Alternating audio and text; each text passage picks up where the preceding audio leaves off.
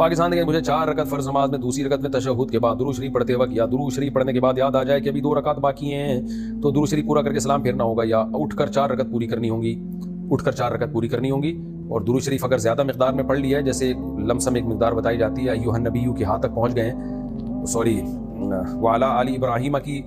یعنی اصول تو یہ ہے کہ 3 دفعہ تسبیح کے بقدر پڑھ لیا ہو، اور وہ 3 دفعہ تسبیح کے بقدر اصل تو یہی ہے کہ اتنا دیر ٹھہر گئے ہیں، 3 دفعہ سبحان ربی العظیم یا سبحان ربی الاعلیٰ پڑھا جا سکتا ہو، اتنی تاخیر کر دی. تو علماء نے لوگوں کی آسانی کے لیے وہ پوری مقدار گن کے بتا دی ہے کہ درود شریف اللہم صلی علی محمد وعلی آل محمد کما صلیت علی ابراہیم، تو غالباً وہ علی ابراہیم تک بنتا ہے، وہ اعلیٰ تک مجھے پورے ابھی یاد نہیں ہے، تو اس مسئلے کو ایس الفتاویٰ میں آپ دوبارہ دیکھ لیں، جہاں تک مجھے یاد پڑ رہا ہے اعلیٰ ابراہیم تک، تو اعلیٰ تک بنتا ہے، تو وہ دیکھ لیا جائے مسئلہ ایس الفتاویٰ میں، دوسری جلد میں یہ مسئلہ موجود ہے. تو ابھی تو صرف اتنا بتانا مقصد ہے کہ درود شریف کی تھوڑا سا پڑھ لیا تو اس سے کچھ نہیں ہوتا، آدھے سے زیادہ درود شریف اگر آپ نے پڑھ لیا ہے تو پھر آپ وہ یعنی اعلیٰ تک یا آل ابراہیم کی آل تک، وہ ایس الفتاویٰ میں دیکھ لیں آپ، تو